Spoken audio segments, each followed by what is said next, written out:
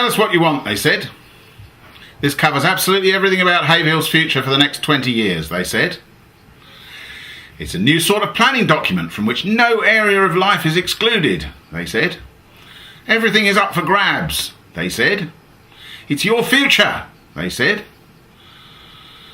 Ever feel you've been done up like a kipper? We all piled into those consultations and exhibitions full of hope. Now we see the end result. Vision 2031, the final version, opens in a cinema near you next month. It's a true blockbuster, epically huge and long and costing the earth, no doubt, but it appears the most important scenes have ended up on the cutting room floor. The story, it turns out, is all about protecting our beautiful St Edmundsbury from greedy speculative developers who would otherwise be jumping in here in droves in the wake of government changes to planning law. If you don't have one of these plans in place, they can walk all over you, is the claim. And that terrifies the good souls of Heritage Bury St Edmunds and our chocolate box rural environs.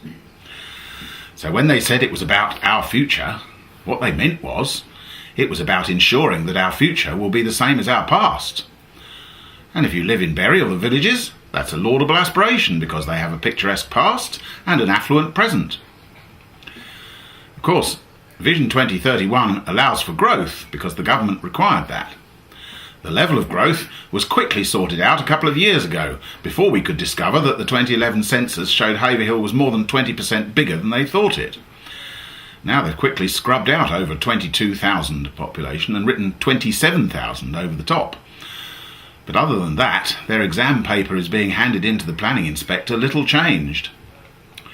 One little change, which they did not consider significant enough to flag up, was the removal of the word pedestrianise from the aspiration for Haverhill High Street.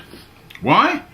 Because the officer's view is that the planning inspector would consider it undeliverable. And there's still no mention of railway renewal, even though there are currently one or two positive noises on that front, and I know for a fact that numerous people put that as a high priority in their comments. But no, officer's view is that that is also undeliverable. Firstly, I think this undeliverability criterion is just a smokescreen. If the inspector thinks like that, then he should go away and look up in his little dictionary the word aspiration. Aspirations are what we would like to do, currently deliverable or not. Policies are what we intend to do, and they alone need to be clearly deliverable. Secondly, every plan gets changed by the inspector. If he or she wants to instruct that these so-called undeliverable things should be taken out, so be it. Nobody's going to blame the council for having tried. There are a lot of other bland and pointless statements in this vast waste of inkjet. Some specific ones have had a lot of thought, like North East Haverhill, quite rightly, and Chivers Road, which features in both the significant changes.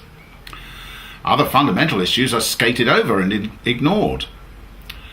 What's in it is good, of course, but it's what is not in it that disappoints. There is not one eye-catching, visionary or innovative thing in it to compare with, for example, Haverhill Research Park, pursued in the face of staunch initial opposition from the council, although they now would have us believe it is their flagship.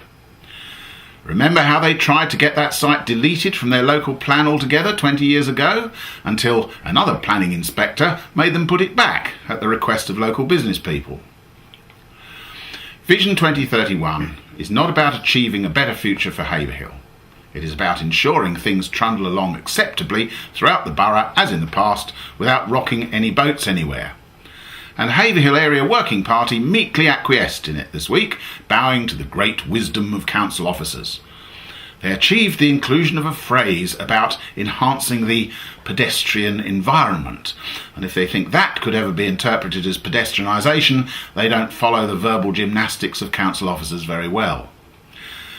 It's very appropriate, because this whole gigantic process is just a form of words to make what suits the council, good as well as bad, look as though it has been done for our benefit.